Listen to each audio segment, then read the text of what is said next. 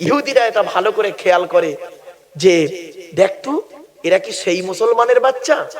313 জন মুসলমানকে নিয়ে বদরের যুদ্ধের প্রান্তরে হযরত মুহাম্মদ সাল্লাল্লাহু আলাইহি ওয়াসাল্লাম 1000 শত্রুর মোকাবেলা করতে গিয়ে মাত্র 14 জনকে হারিয়ে ইসলামের পতাকা পুঁতেছিল। সেই 313 জনের ঈমান ছিল, তারা জীবনের চাইতে আল্লাহ এবং মুহাম্মদকে বেশি ভালোবাসতো। জীবন চলে যাচ্ছে, যাক, কোনো যায় আসে না। এমনকি আল্লাহকে ভালোবেসেছে, মুহাম্মদকে ভালোবেসেছে। শুধু তাই নয়, যুদ্ধের ময়দানে যখন যাচ্ছিল, এদের মধ্যে একজন ছিল খালিদ বিন ওয়ালিদ। কি বললাম? খালিদ বিন ওয়ালিদ সৈন্যদেরকে নিয়ে নদী পার হয়ে যাচ্ছে, আফ্রিকা ওপারে গিয়ে ইসলামের পতাকা পুঁতবে। সঙ্গে সঙ্গে কি করেছিল খালিদ বিন ওয়ালিদ? সাহাবীদেরকে নিয়ে যাচ্ছে ঘোড়ায় ছুটিয়ে, সামনে নদী, প্রচুর টান যাচ্ছে। সাহাবীরা সঙ্গীরা বলেছিলেন, কিভাবে পার হব আমরা, কিভাবে পার হব, সম্ভব নয়, এত গভীর নদীতে যা পার হব কি করে পারে। তখন বলল, শোনো, আমি খালিদ বিন ওয়ালিদ হলাম মুহাম্মদ সাল্লাল্লাহু আলাইহি ওয়াসাল্লামের উম্মত। শুধু তাই নয়, আমি রাসূলুল্লাহর সাহাবী। শুধু তাই নয়, আমি আল্লাহকে 100% বিশ্বাস করি। আমি বিসমিল্লাহ আল্লাহু আকবার বলে আমি ঘোড়া নিয়ে নদীতে ঝাঁপ দেবো, আমার সঙ্গে তোমরাও ঝাঁপ দাও। পারবে? বললো রাজি। সঙ্গে সঙ্গে ঝাঁপ দিল, সকলে ওপারে চলে গেল। চলে যাবার পর উনি বললেন, আচ্ছা, কারোর কি কিছু হারিয়ে গেছে? তখন একজন ব্যক্তি বললেন, আমিরুল মুমিনিন, আমার পানি খাওয়ার পিয়ালা, একটা বাটি ছিল, ওই বাটিটা এত স্রোত যাচ্ছিল, বাটিটা হারিয়ে গেছে। তখন উনি বললেন, মুজাহিদের, মুজাহিদের মানে যারা জিহাদ করে তার মুজাহিদ, মুজাহিদের কোন মাল, কোন বস্তু একটা সূচ পরিমাণ মুজাহিদের হারায় না। আমি এখানে দাঁড়িয়ে রইলাম নদীর ধারে, দেখবো মুজাহিদের কোন জিনিস হারায় কি হারায় না। কিছুক্ষণ পরে দেখলো একটা ডলফিন মাছ ওই বাটিটাকে নিয়ে ওনার হাতে এসে তুলে দিল। ইহুদিরা দেখে, এরা কি সেই মুসলমানের বাচ্চা? না, এরা সেই মুসলমানের বাচ্চা না, এরা কনভার্টেড মুসলমান। এরা এই একটা বিরিয়ানির বিনিময়ে, একটা ওই মুড়ি আলুর দমের বিনিময়ে, একটা চেয়ারের বিনিময়ে, একটা পদের বিনিময়ে আল্লাহ এবং নবীকে গালি দিতেও দ্বিধাবোধ করে না। আর এদেরকে লক্ষ্য কর, এরা কি করে, এরা জুম্মার নামাজে 3 তালা ভর্তি করে, আর ফজরের নামাজে দেখবি ইমাম সাহেবের 6টা বুড়ো ছাড়া আর কেউ নেই। অতএব এদের যত মারবি তত লাভ, কোনো পাপ হবে না। জ্ঞানী গুণী বুদ্ধিজীবী মানুষ এই কথাটা বাড়ি থেকে ভাববেন। আমি জাস্ট শুধু আপনাদেরকে একটু ইঙ্গিত দিয়ে গেলাম। বাবা, জ্ঞানী যারা বোঝে তারা শুধু ইশারায়। চলো, এজন্য আপনাদেরকে বলি, হিন্দু মুসলিম কাঁধে কাঁধ মিলিয়ে চলবেন। কিসের হিন্দু কিসের মুসলিম মারামারি করেন, খবরদার নয়। মনে রাখবেন, হিন্দুদের রক্তের ভিতরে মুসলমানদের রক্ত আছে, মুসলমানদের রক্তের ভিতরে হিন্দুদের রক্ত আছে। প্রমাণটা দেব? আরে দেবো কি বলুন না? এই বাচ্চাই বস, সব ডিস্টার্ব করে। আসল কি জানেন, আমি এই জলসাটাকে না একটা ক্লাস বলে মনে করি, খারাপ সেন্স নেবেন না। এটাকে আমি একটা ক্লাস বলে মনে করি। 3-4 ঘন্টার একটা ক্লাস করব, ব্যাস। এই ক্লাসের মধ্যে 1টা মিনিট এদিক ওদিক দেওয়া মানে সব বেকার। আমার কথাটাকে ঘুরিয়ে ফেলবেন, গুলিয়ে যাবে আপনার মাথা থেকে। অ্যাটেনশন নিয়ে শুনুন, লস হবে না, লাভ হবে। চলো প্লিজ এদিকে। একটা গুরুত্বপূর্ণ কথা বলছিলাম, একটু মাইন্ডটা চেঞ্জ হয়ে গেল। কি বলছিলাম আমি এক্ষুনি? Thank you. হিন্দুদের রক্তের ভিতরে মুসলমানদের রক্ত আছে, মুসলমানদের রক্তের ভিতরে হিন্দুদের রক্ত আছে। প্রমাণটা দিচ্ছি, শুনুন। আপনাদের এলাকায় ব্লাড ডোনেশন ক্যাম্প হয়, রক্তদান শিবির। আচ্ছা, ব্লাড যখন নেওয়া হয় তখন বলা হয় নাকি, এই ও হিন্দু, ওর রক্ত আলাদা কর, আলাদা কর, ও মুসলিম, ওর রক্ত আলাদা কর, বলে নাকি? আরে ব্লাডের মধ্যে কাস্টের কোনো ডিভাইডেড থাকে না, ব্লাডের মধ্যে কালারের কোনো ডিভাইডেড থাকে না, ব্লাডের মধ্যে জেন্ডারের কোনো ডিভাইডেড থাকে না, ব্লাডের মধ্যে গ্রুপে ডিভাইডেড করা হয়। ব্লাডের 4টে গ্রুপ। কটা গ্রুপ? 4টে গ্রুপ। কি কি? এ বি, এই সি নয়, জানে না খালি এ বি, এ বি আর ও। এখানে যত মুসলমান বসে আছে বেশিরভাগ মুসলমান ও নিজের ব্লাড গ্রুপটা কি ও নিজেও জানে না। ঠিক না বেঠিক? ও নিজের ব্লাড গ্রুপটা কেউ নিজে জানে না। এই তো মুসলমানের অবস্থা। এ বি এ বি আর ও প্রত্যেকটা মাইনাস প্লাস। একটা হিন্দু রক্তের ভিতরে তিনটে জিনিস পাওয়া যায়, লোহিত কণিকা, শ্বেত কণিকা, চক্রিকা, as a same no difference. একটা মুসলমানের রক্তের ভিতরে তিনটেই পাওয়া যায়। কিসের হিন্দু কিসের মুসলিম মারামারি করেন? হে হিন্দু, মন্দিরে গিয়ে যাকে ঈশ্বর বা ভগবান বলে ডাকো তাকে মন্দিরে পাবে তো? হে খ্রিস্টান, গির্জায় গিয়ে যাকে গড বলে ডাকো তাকে গির্জায় পাবে তো? হে মুসলমান, গালে দাড়ি মাথায় টুপি নিয়ে যাকে আল্লাহ আল্লাহ বলে মসজিদে ডাকো, ওই আল্লাহকে মসজিদে পাবে তো? চলুন, তিন ধর্মের মানুষ আমরা আল্লাহকে খুঁজতে বেরোই। আল্লাহ নিজেই বলছেন, আমাকে খুঁজতে তোদের কারোর যেতে হবে না, আমাকে খুঁজতে যেতে তোদের হবে না। আমি আল্লাহ কোথায় আছি জানিস? এই কোরআনে দিয়েছে আল্লাহ বলে, এই কোরআন আল্লাহ বলে দিয়েছে। চলুন, ওয়ালাকাদ খালাকনাল ইনসানা ওয়া না'লামু মা তুওয়াসবিসু বিহি নাফসুহু ওয়া নাহনু আকরাবু ইলাইহি মিন হাবলিল ওয়ারিদ। 26 নম্বর পারা 16 নম্বর 18 নম্বর পৃষ্ঠার প্রথম নম্বর লাইন, সূরার নাম সূরা কফের 16 নম্বর আয়াত। আল্লাহ বলছেন, হে মানব জাতি, হে মানব জাতি, আমি তোদের সৃষ্টি করেছি, তোদের মনের মধ্যে ভালো মন্দ যা কিছু আছে সব আমি আল্লাহ জানি। বান্দা কোনোদিন ভাববি না আমি আল্লাহ অনেক দূরে, না না না, আমি আল্লাহ তোর ঘাড়ের শিরারও নিকটবর্তী। একবার অন্তরে অন্তঃস্থল থেকে আমাকে আল্লাহ বলে ডাক দে, আমি আল্লাহ তোরও ডাকে সাড়া দেব। কোথায় স্বর্গ কোথায় নরক কে বলে তা বহুদূর, মানুষের মাঝে স্বর্গ নরক, মানুষেতে সুরাসুর। আপনি জান্নাত খুঁজতে গেছেন মসজিদে, আপনি জান্নাত খুঁজতে গেছেন মসজিদে। আমার নবী বলছে, তুই মসজিদে জান্নাত খুঁজতে গেছিস? জান্নাত কোথায়? আমি মুহাম্মদ বলে যাচ্ছি, ইন্নাল জান্নাতাম তাহতা আকদামিল উম্মাহাত। আমি মুহাম্মদ বলে গেলাম, জান্নাত তোর বাপ আর মায়ের পায়ের তলায়। বাপের ভাত দেন না, মার ভাত দেন না, আপনি আমার লেকচার শুনবেন? ফালতু কথা কারে, বাপের ভাত দেয় না, মার ভাত দেয় না, মা আমার লেকচার শুনবে? অযোগ্য অপদার্থ। রাগ করবেন না বাপ, বাস্তব কথাটাই বললাম। নিজের বাপকে মূল্যায়ন করতে শিখুন, মাকে মূল্যায়ন করতে শিখুন। একজন পুরুষ 4 জনকে খুশি করলে জান্নাতি।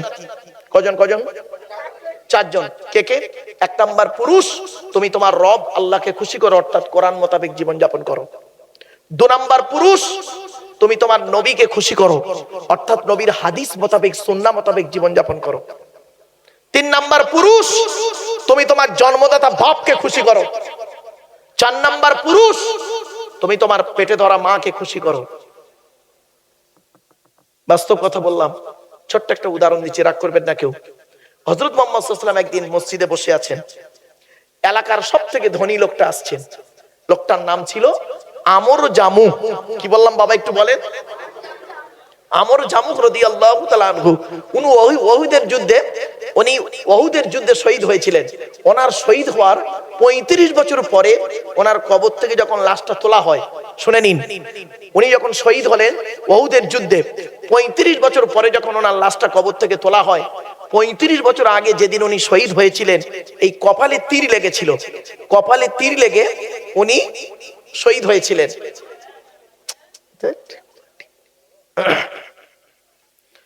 কপালে তীর লেগে উনি শহীদ হয়েছিলেন। তো যেদিন ওই অবস্থা ওনাকে মাটি দেওয়া হয়েছিল, 35 বছর পরে ওনাকে যখন লাশ তোলা হচ্ছে, ওখান থেকে লাশ সরিয়ে অন্য জায়গায় দেওয়া হচ্ছে, 35 বছর পর সেই কপাল থেকে সেই টাটকা রক্ত 35 বছর পরেও বেরিয়ে যাচ্ছে। কোথায় আছেন আপনি? গুগলে সার্চ করবেন, সাহাবীর লাশ, গুগলে সার্চ করবেন, পেয়ে যাবেন। কোথায় আছেন? চলো না গিয়ে যাই। এবার আসছি, তো উনি আসছেন, প্রচুর টাকার মালিক, এলাকার সব থেকে ধনী লোকটা আসছে নবীজির দরবারে। নবীজি বসে আছেন, তো নবীর ডান দিকে বসেছিলেন হযরত আবু বকর সিদ্দিক রাদিয়াল্লাহু তাআলা আনহু। নাম শুনেছেন? বাহ। আচ্ছা, আবু বকর রাসূলুল্লাহর কে হয়? শ্বশুর, তাই তো? অর্থাৎ আবু বকরের কন্যা আয়েশার সঙ্গে নবীজির বিবাহ হয়, তাই তো? তো নবীজির শ্বশুর হলো আবু বকর সিদ্দিক রাদিয়াল্লাহু তাআলা আনহু। আচ্ছা, কে বড় বয়সের দিক থেকে, আবু বকর না নবী? আবু বকর, তাই তো? না, ভুল ধারণা, এই ভুলটা সংশোধন করে নিন। সম্মানের দিক থেকে নবী বড় 100%। পৃথিবীর দিন রাত্রির গণনাতে, পৃথিবীর দিন রাত্রির গণনাতেও নবী বড় আবু বকরের থেকে। কত দিনের বড় শুনে নিন, 2 বছর 2 মাস 10 দিন। কত বললাম? 2 বছর 2 মাস 10 দিনের বড় হলো আবু নবীজি, আর 2 বছর 2 মাস 10 দিনের ছোট হলো আবু বকর। ভুলটা ভাঙলো। আপনাদের ধারণা হলো কি শ্বশুর বয়সে বড়, জামাই বয়সে ছোট, এটাই ছিল আপনাদের ধারণা। বাপেরা এই সংশোধনগুলো করে নিন।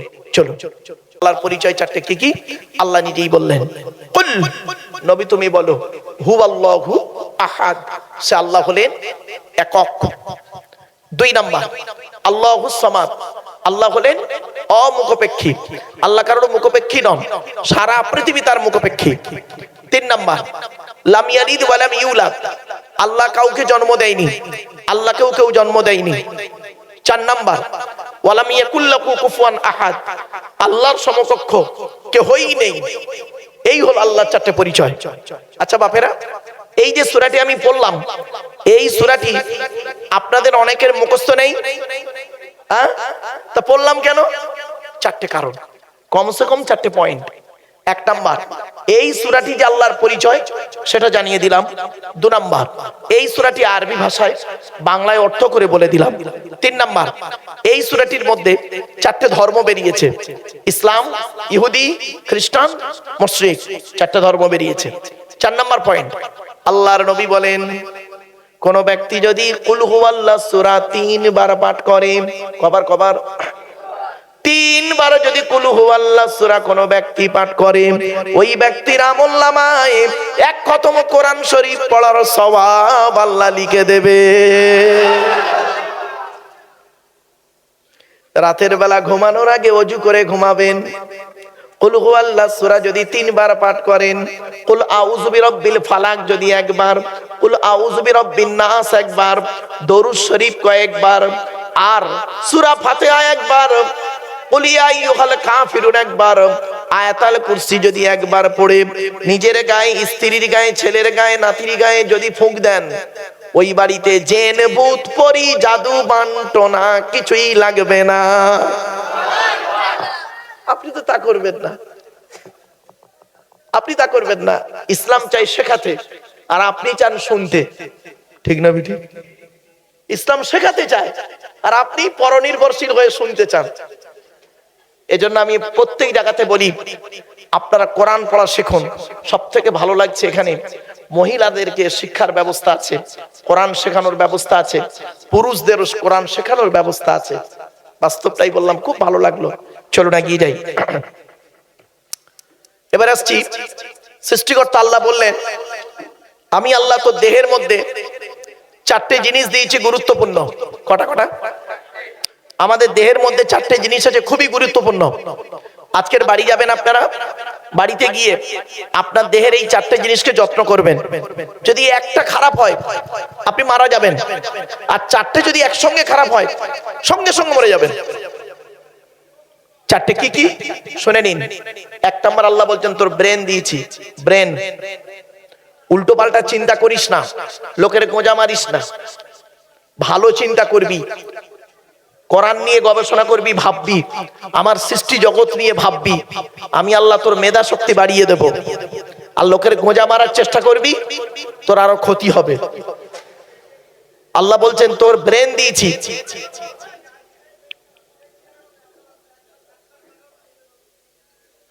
কি প্রবলেম হচ্ছে বাবা? যারা হাফেজ আলেম আছেন ভাই, দয়া করে স্টেজে চলে আসুন। এতগুলো জায়গা আছে, স্টেজে কমসে কম 15 জন বসতে পারবে, সেই 15 জন এখানেও চেয়ারে বসতে পারবে যারা কষ্ট করে দাঁড়িয়ে আছেন। কথাটা শুনতে হয়তো খারাপ লাগছে। যারা আলেম হাফেজ আছেন বাবা, দয়া করে চলে আসেন স্টেজে, আরো ভালো হবে আপনাদের। দেখেন তাহলে ওই চেয়ারগুলো ফাঁকা হয়ে যাবে, অন্য ব্যক্তি বসতে পারবে ওখানে। আমার বাপেরা,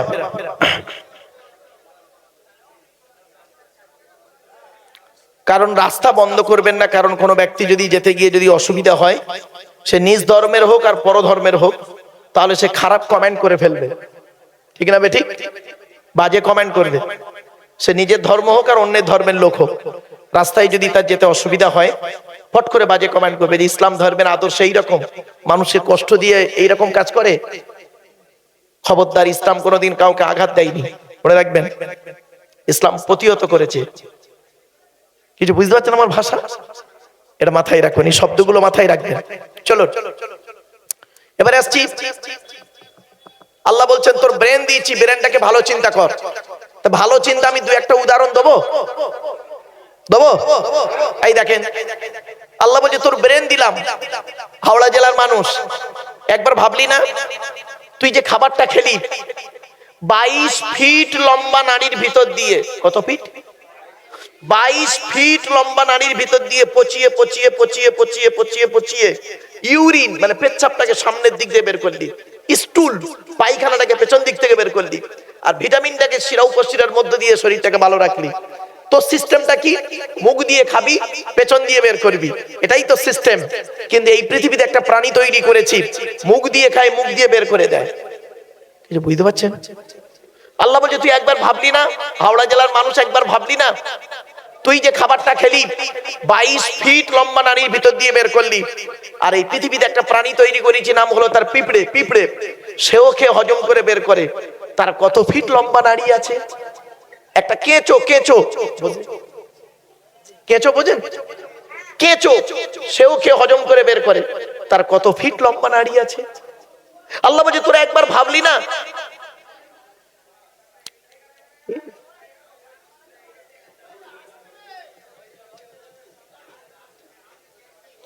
দরুদ শরীফ, আল্লাহুম্মা সাল্লি আলা।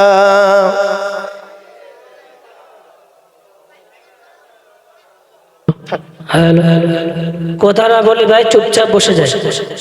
রাস্তার এক সাইডে চুপচাপ বসে যায়, রাস্তা ছেড়ে দিয়ে। আস্তে বাবা মা, একটু আস্তে। ওহ বাবারে, চলো। এরপরে আল্লাহ বলছেন বান্দা একবার ভাবলি না, একবার তোরা কেন ভাবলি না হাওড়া জেলার মানুষ তোদের ব্রেন দিলাম, ভাতের রংটা সাদা, পায়খানার রংটা হলুদ হলো কি করে? তোর পেটে কতটা হলুদ রং আছে একবারও ভাবিস নি? আল্লাহ বলছে বান্দা একবার তুই ভাবলি না, সামান্য 1 টাকার কয়েনের ডাইস থেকে 2 টাকার কয়েন বের করার ক্ষমতা তোর নাই, তোর বাবারও নেই। আমি আল্লাহ কত বড় বৈজ্ঞানিক, চিন্তা করে দেখ, তোর একটা মা একটা বাপ থেকে তোরা 5টা ভাই বোন হলি, 5টা 5 রকম দেখতে। কার গায়ের রং কালো, কার গায়ের রং ফর্সা, কেউ লম্বা, কেউ মেটে, কেউ নারী, কেউ পুরুষ। এমনকি কারোর বুড়া আঙুলের ছাপের সঙ্গে কারোর বুড়া আঙুলের ছাপের কোনো মিল নেই, চোখের রেটিনার সঙ্গে কারোর চোখের রেটিনার কোনো মিল নেই। এই জিনিসগুলো দেখ, আর একবার আমাকে আল্লাহ আল্লাহ বলে ডাক, আমি তোর ডাকে সাড়া দেব। আল্লাহ বলছেন বান্দা তোদের একটু বুদ্ধি দিলাম, সেই বুদ্ধি নিয়ে পৃথিবীতে একটা মেশিন তৈরি করলি। মেশিনটার নাম দিলি কি? ফ্রিজ। ফ্রিজ, তোদের তৈরি ফ্রিজের গুণাগুণ কি? গরমকে ঠান্ডা করিস, ঠান্ডাকে 0 ডিগ্রির নিচে নামিয়ে বরফ জমিয়ে দিস। তোদের তৈরি ফ্রিজটা কারেন্ট ছাড়া চলে না। তোদের তৈরি ফ্রিজের পানি খেলে থাইরয়েড বেড়ে যাবার সম্ভাবনা খুবই বেশি। তোদের তৈরি ফ্রিজটা মাটির উপরে বসানো থাকে, আর আমি আল্লাহ পৃথিবীতে একটা ফ্রিজ তৈরি করেছি। আমার তৈরি ফ্রিজটা মাটির তলায় বসিয়ে রেখেছে। আমার তৈরি ফ্রিজের নাম হলো শীতকাল আর গ্রীষ্মকাল। গরমকালে যত কলে পাম করবি, আমি আল্লাহ আমার তলার ফ্রিজ থেকে ঠান্ডা ঠান্ডা পানি বের করব। আর শীতকালে যত কলে পাম করবি, আমি আল্লাহ আমার তলার ফ্রিজ থেকে গরম গরম পানি বের করব। আফারাআইতুমুল মাআল্লাযী তাশরাবুন আনতুম আনজালতুমুহু মিনাল মুজনি আম নাহনুল মুনজিলুন। কোরআনের আয়াত। এরপরে আল্লাহ বলছে বান্দা শোন, তো দেহের মধ্যে আরেকটা জিনিস দিয়েছে গুরুত্বপূর্ণ, কি? হার্ট। কি বললাম? হার্ট। আল্লাহ বলছে হার্টটাকে যত্ন করবি। আমার দেব একটা বড় নিয়ামত তো দেহের মধ্যে, এইটা যদি একবার ব্লক হয়ে যায় তো লাইফ শেষ। ঠিক না বেঠিক? 3 নাম্বার, আল্লাহ বলে তোর দেহের মধ্যে আরেকটা জিনিস দিয়েছে খুব গুরুত্বপূর্ণ, তার নাম হলো লিভার। কি বললাম? Liver organ. মানব দেহের মধ্যে একটা অর্গান হলো লিভার। ওই লিভারটা যদি খারাপ হয়ে যায় তো শেষ। এই লিভারটাকে ঠিক রাখার জন্য পৃথিবীতে আমি আল্লাহ দুটো খাবার তৈরি করেছি। ওই খাবার দুটো খাবি। এক নাম্বার হলো পেঁপে, কি বললাম, পেঁপে। আর 2 নাম্বার হলো বাতাবি লেবু। কোনদিন ভাবিনি, এই কোরআন থেকে বের করলো আধুনিক বিজ্ঞান। আমরা এটাকে পড়লাম নেকির আশায়, ঠিক না বেঠিক? চলো 4 নাম্বার, আল্লাহ বলছেন তোর দেহের মধ্যে 4 নাম্বার একটা অর্গান দিয়েছি। এই অর্গানটা খুবই ইম্পর্টেন্ট, খুবই ইম্পর্টেন্ট। সেটার নাম হলো কি জানেন? কিডনি। Kidney, kidney. আল্লাহ বলছে দুটো দিয়েছি রে, দুটো দিয়েছি তোর। কোন সময় যদি কোনো কারণে একটা খারাপ হয়ে যায় আর একটা দিয়ে কাজ চালিয়ে নিবি। আর যদি দুটোই খারাপ হয়ে যায় তাহলে বাঁচার আশা ছেড়ে দেবে। ডায়ালিসিস করতে করতে মাল শেষ হয়ে যাবে। আল্লাহ বলছে তোর কিডনিটাকে ঠিক রাখার জন্য আমার মুহাম্মদ সাল্লাল্লাহু আলাইহি ওয়াসাল্লাম বলে এসেছিল পৃথিবীতে যে তোমরা বেশি বেশি করে পানি পান করবে। আর মেডিকেল সায়েন্স গবেষণা করে বলছে একজন প্রাপ্তবয়স্ক মানুষের জন্য সারাদিনে 4 থেকে 6 লিটার পানি পান করতে হবে। সত্যি কথা বলুন, এখানে বসে সারাদিনে ক লিটার পানি পান করেন? 3 গ্লাস পানি খান তো। সকালে 1 গ্লাস, দুপুরে 1 গ্লাস, আর রাতে 1 গ্লাস। আর বাকি কি করেন সারাদিন? চা, তেরেঙ্গা, খৈনি, গুটকা, শান্তি অশান্তি, বিমল, সিগনেচার, আর কি, আর কি আছে, তুলসী। এই তো ভাববেন বাড়িতে গিয়ে। এরপরে আল্লাহ বলছেন হাওড়া জেলার মানুষ, তো দেহের মধ্যে আমি 9টা ছিদ্র দিয়েছি। কটা কটা? আমাদের টোটাল দেহের মধ্যে 9টা ছিদ্র দিয়েছে আল্লাহ। 9টা ছিদ্র কি? 2 চোখ, 2 নাক, 2 কান, 1টা গাল, 7টা সামনে পেছনে, এই 9টা ছিদ্র। এই 9টা ছিদ্রের যে কোনো একটা ছিদ্রের মাধ্যমে ফেরেশতার দ্বারায় আমি আল্লাহ তোর আত্মাটাকে বের করে নিই। আপনাদের এলাকায় কত মানুষ মরে গেছে দেখবেন, গিয়ে দেখবেন লোকটা মরে গেছে, পেশাব ফিরে ফেলেছে, বুঝে নেবেন আল্লাহ ওর আত্মাটাকে পেশাবের রাস্তা দিয়ে বের করেছে। কি ভাবছেন? কত মানুষ মরে গেছে দেখবেন, গিয়ে দেখবেন লোকটা পায়খানা ফিরে ফেলেছে, বুঝে নেবেন আল্লাহ ওর আত্মাটাকে পায়খানা রাস্তা দিয়ে বের করেছে। হতে পারে সে নামাজি পরে যাইলো, ওটাও আমার দেখার দরকার নেই। কিছু বুঝতে পারছেন আমার কথা? কত মানুষ মরে গেছে দেখবেন, লোকটা মরে গেছে, চোখটা চেয়ে আছে, লোকটা মরে গেছে, গালটা হাঁ করে আছে, লোকটা মরে গেছে, ঘাটটা মেকে আছে, হাতটা খিচে আছে। আবার দেখবেন লোকটা মরে গেছে, দেখলে মনে হবে লোকটা ঘুমিয়ে আছে। কিভাবে মরতে চান? যদি ঈমান নিয়ে কবরে যেতে চান তাহলে কিছুক্ষণ কোরআন হাদিস ইজমা কিয়াসের কিছু কথা শুনে প্র্যাকটিক্যাল করে বাড়ি যান। বাড়ি থেকে ভাববেন বাপেরা। এবার আসছি, এরপরে আল্লাহ বলছেন আপনারা জানেন না, আমার গাড়ির সামনে একটা বোর্ড লাগানো আছে, দেখবেন ওই গাড়ির বোর্ডটা পড়লে বুঝতে পারবেন। ওয়ার্ল্ড হিউম্যান রাইটস কাউন্সিল বলে লেখা আছে, নিচে দেখবেন লেখা আছে ন্যাশনাল প্রেসিডেন্ট, বিশ্ব মানবাধিকার পরিষদ, ওয়ার্ল্ড হিউম্যান রাইটস কাউন্সিল আমি একজন ন্যাশনাল প্রেসিডেন্ট দিল্লিতে। এবং শুধু তাই নয়, ফরেনসিক ইনভেস্টিগেশন কুইজের সঙ্গে জড়িত। তো একজন মানুষকে যখন আপনারা আপনাদের এলাকায় কোনো মানুষ মরে গেলে আপনারা কি করেন? তাকে গোসল দিয়ে, কাফন পরিয়ে, জানাজা পড়িয়ে, মাটি দিয়ে চলে আসেন, ঠিক তো? আরে ভাই বলুন, এটা কথা বলুন। এ করেন 20 দিন পর, কতদিন? 20 দিন পরে কবরের দুটো বাঁশ সরিয়ে দেখেছেন কোনদিন কেমন আছে? দেখেন, একবার দেখবেন ব্রেনটা পাল্টে যাবে। শুনে নিন, মানুষকে মাটি দিয়ে আসার পর 72 ঘন্টার পর থেকে দেহের সর্বপ্রথম যে অঙ্গটা পচন ধরে তার নাম হলো নাক। নাক। এই জন্য মানব দেহ যখন গরম হয় সর্বপ্রথম ঘামে কোন অঙ্গটা? বাড়ি থেকে ভাববেন। এরপরে হয় কি, 6 থেকে 8 দিনের ভিতরে কি হয়, মাথার চুলগুলো, গায়ের লোমগুলো, হাতের নখগুলো খসে খসে পড়ে যায়। 10 থেকে 12 দিন পর ব্রেনটা পচে গিয়ে নাক দিয়ে, কান দিয়ে, গাল দিয়ে গড়াতে থাকে। 18 থেকে 20 দিন পর পেটটা ফেটে যায়, পোকায় তৈরি হয়। 2 মাস পর সমস্ত চামড়া মাংস পোকায় খেয়ে নেয়, ফ্রেমটা পড়ে থাকে। 6 মাস পর দেহের ছোট ছোট হাড়গুলো আলাদা হয়। 1 বছর পর কয়েক কটা হাড় ছাড়া সব মাটি খেয়ে নেয়। কোথায় গেল সুন্দরী নারীরা? ও মুন্সিডাঙ্গার সুন্দরী নারীরা, ও সুন্দর যুবকেরা, কোথায় গেল তোমাদের দেহ? মাটির দেহ মাটি হবে, পুড়ে হবে ছাই। এ দেহ পচা দেহ, গরব কিসের ভাই? বাড়ি থেকে ভাববেন, বাড়ি থেকে ভাববেন, এ দেহের কোনো দাম নেই। এমন দেহ তৈরি করুন এখানে বসে বসে, যে দেহটা মাটি দিয়ে আসার পরেও পচবে না, টাটকা থাকবে। কয়েক কটা দেহ মাটি খেতে পারে না, টাটকা থাকে, পচে না। 1 নাম্বার। চলুন তো দেখি ওই দেহগুলোর মধ্যে আমাদের দেহ হয় কি একটা? 1 নাম্বার, নবীদের দেহ মোবারক মাটি খেতে পারে না, টাটকা থাকে। জোরে বলুন। তো আমরা কেউ নবী হতে পারবো না, ঠিক না বেটি? তো 1 নাম্বারটা বাদ, 1 নাম্বারটা বাদ। 2 নাম্বারটা হয় কি দেখি চলুন তো। শহীদানদের দেহ মোবারক, যারা আল্লাহ রাস্তায় নিজের জীবনকে বিলিয়ে দিয়েছে, তাদের দেহ মাটি খেতে পারে না, টাটকা থাকে। তা আমরা শহীদ হয়ে মরতে পারবো কি তা জানি না। 2 নাম্বারটাও বাদ। 3 নাম্বারটা দেখি হয় কি। মোকাম্মল কোরআনে হাফেজের দেহ। কি বললাম? মোকাম্মল কোরআনে হাফেজের দেহ। ওই ছেঁচড়া মার্কা হাফেজ সাহেব নয়। ওই হাফেজ সাহেব হয়ে মসজিদে ইমামতি করছে আর পাশের বাড়ির মেয়েটার প্রেগনেন্ট করে দিল, ওই ছেঁচড়ার কথা বলিনি।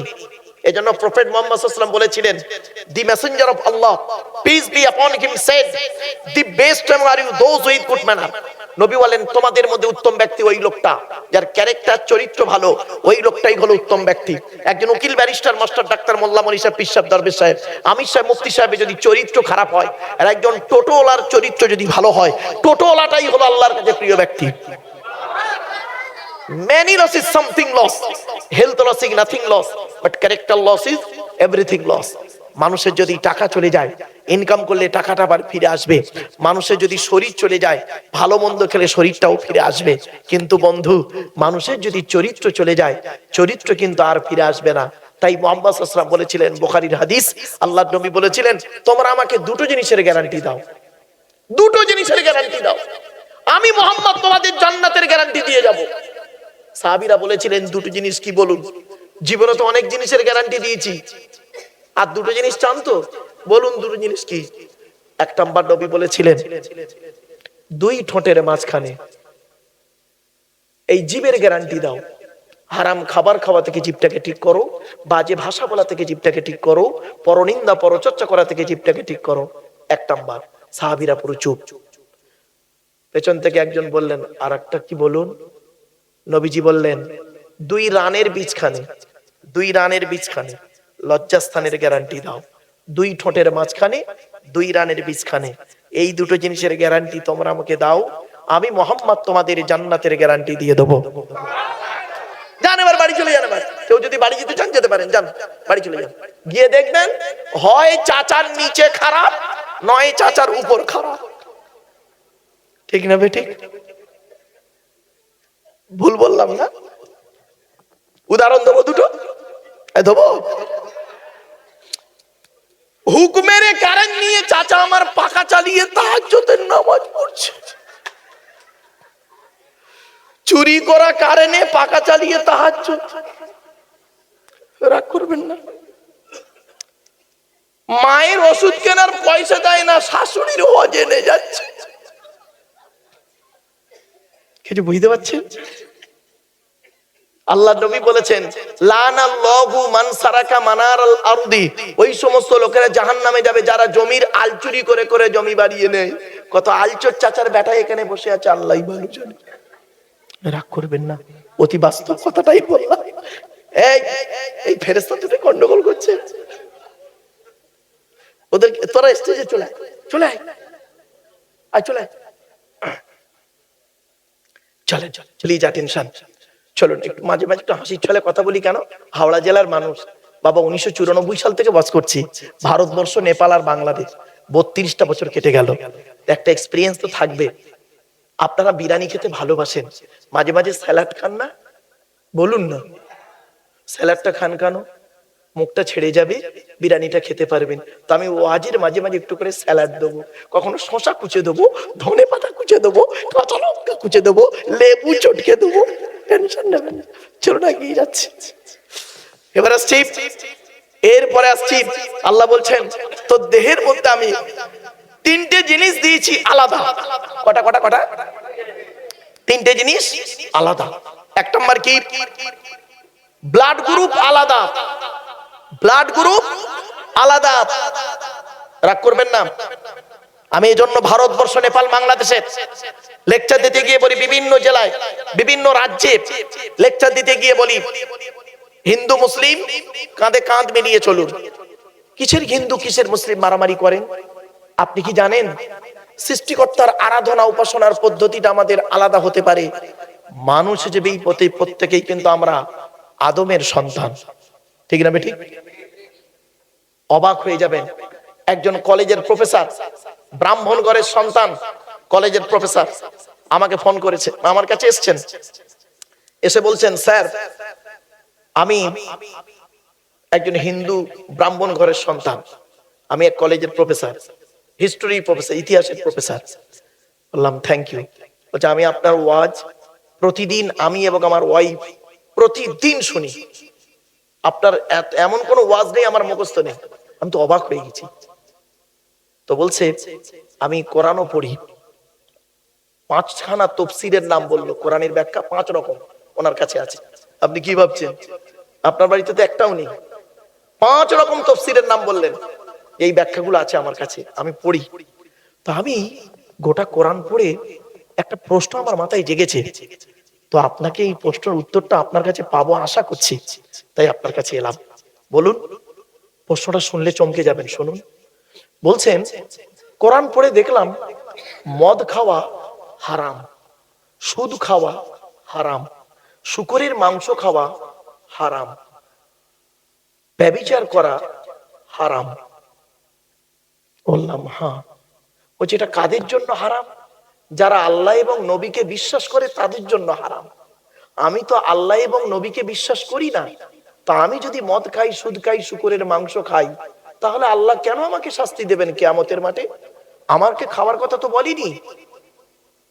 কিছু বুঝতে পারছেন আবার? বুঝতে পারছেন আবার? বলে আমি এই প্রশ্নটা বহু আলেমকে করেছি, তারা একটাই কথা বলেছেন, ওনার সঙ্গে আমার সঙ্গে কথা বলে নাকি তার ঈমান থাকবে না। ইসলাম কি এরকম একটা ধর্ম আছে? বললাম না ভাই, এরকম কোনো কথা নেই, চলো। বলছে আমি বললাম ও তো যারা আল্লাহকে বিশ্বাস করে তারা যদি সুদ খায় তাদের শাস্তি হবে। আমি কোরআন পড়ে দেখলাম তা আল্লাহ তো আমাকে হালাল খেতে বলেনি, ও তো মুমিনদেরকে হালাল খেতে বলেছে। তা আমি যদি হারাম খাবার খাই, সুদ খাই, মদ খাই, ব্যভিচার করি, শূকরের মাংস ভক্ষণ করি, তাহলে আল্লাহ কেন আমাকে শাস্তি দেবে কিয়ামতের মাঠে? আমি তখন বললাম স্যার আপনি গোটা কোরআন পড়েছেন? বলছে হ্যাঁ স্যার পড়েছি তো। বললাম স্যার একটু মিস্টেক হয়ে গেছে, শুনে নিন আজকে ভালো করে, শুনে যান বাবা, হাতে ধরে বলে যাচ্ছি। আমি বললাম স্যার কোরআনে 3 শ্রেণীর লোককে আল্লাহ হালাল খেতে বলেছেন। কয় শ্রেণীর লোক? 3 শ্রেণীর লোক। উনি সঙ্গে সঙ্গে পকেট থেকে কাগজ বের করলেন, কাগজ বের করে কলম বের করে নোট করছেন। বলুন 3 শ্রেণীর লোক কে কে? আমি বললাম আসুন এই 3 শ্রেণীর মধ্যে আমি আপনি পড়ি কিনা একটু দেখি, চলো। বলছে বলুন। নাম্বার 1 শুনে নিন। সর্বপ্রথম আল্লাহ বলেছেন নবী রাসূলদেরকে হালাল খেতে। কাদের কাদের? পট করে উনি বলছেন নবী রাসূলরা তো হালাল খাবেনি, তো এই কথাটা আবার আল্লাহর বলার কি দরকার ছিল কোরআনে? আমি বললাম স্যার কিছু মনে করবেন না, আল্লাহ পাক কোরআনে বলেছেন 8 নম্বর পারার 10 নম্বর পৃষ্ঠা 7 নম্বর লাইন, সূরার নাম সূরা আরাফ, ফালানাসআলান্নাল্লাযীনা উরসিলা ইলাইহিম ওয়ালানাসআলান্নাল মুরসালিন। প্রত্যেক নবী রাসূলকে আমি কিয়ামতের মাঠে জিজ্ঞাসা করব, আপনাকে পৃথিবীতে নবী করে পাঠিয়েছিলাম, আপনি আপনার দায়িত্ব পালন করেছিলেন? আপনাকে রাসূল করে পাঠিয়েছিলাম পৃথিবীতে, আপনি কি আপনার দায়িত্ব পালন করেছিলেন? নবী রাসূলদের যদি এই রকম প্রশ্ন করা হয়, আমি আপনি কোন জায়গায় বসে আছি? আমাদের প্রশ্ন করবে না আল্লাহ? ভাবলেন কি করে আপনারা হাওড়া জেলার মানুষ? কোরআনে বলা হয়েছে সূরা কিয়ামা, আয়াহসাবুল ইনসানু আন ইউতরাকা সুদা, মানুষ কি মনে করেছে, মুন্সিডাঙ্গার মানুষ কি মনে করে আমি আল্লাহ ওদের এমনি এমনি ছেড়ে দেব? এত সহজ নয়।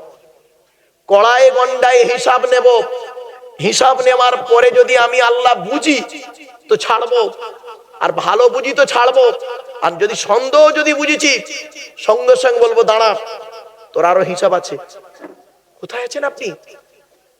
তিন শ্রেণীর লোককে প্রশ্ন করা হবেই হবে 100%। এক নাম্বার ধনী, পয়সাওয়ালা যারা আছেন, একটাও তো কাঁচা বাড়ি নেই, আল্লাহ অর্থ দিয়েছেন আপনাদের, ধনী অর্থের হিসাব দাও, আমি তোমাকে ধনী করেছিলাম, টাকা পয়সা কোথায় ব্যয় করেছো হিসাব দাও। 2 নাম্বার জ্ঞানী, জ্ঞানের হিসাব দাও, তোমাকে জ্ঞান দান করেছিলাম, বিভিন্ন দিকের জ্ঞান দিয়েছিলাম, সেই জ্ঞান নিয়ে মানুষের ক্ষতি করেছো না মানুষের ভালো উপকার করেছো, জ্ঞানের হিসাব দাও। 3 নাম্বার যুবক, যৌবনের হিসাব দাও, কোথায় আছেন আপনি? চলো, এরপরে বলছে আল্লাহ, বললাম বলুন, আমি বলছে বলুন, আমি লিখুন, কোথায় লেখা আছে শুনে নিন, আপনাদের বলে দিচ্ছি। সর্বপ্রথম আল্লাহ নবী রাসূলদেরকে হালাল খেতে বলেছেন। 18 নম্বর পারার 4 নাম্বার পৃষ্ঠা 8 নাম্বার লাইনে সূরার নাম সূরা মুমিনুনের 51 নাম্বার আয়াতে আল্লাহ বলছেন, আমি আয়াতটা পড়ে বাংলা মানে করে দিচ্ছি। ইয়া আইয়ুহার রাসূল, ইয়া আইয়ুহার রাসূল, রাসূল নয়, রাসূল হলো এক বচন আর রাসূল হলো বহু বচন, সিঙ্গুলার প্লুরালের জ্ঞান যদি না থাকে তো গেল।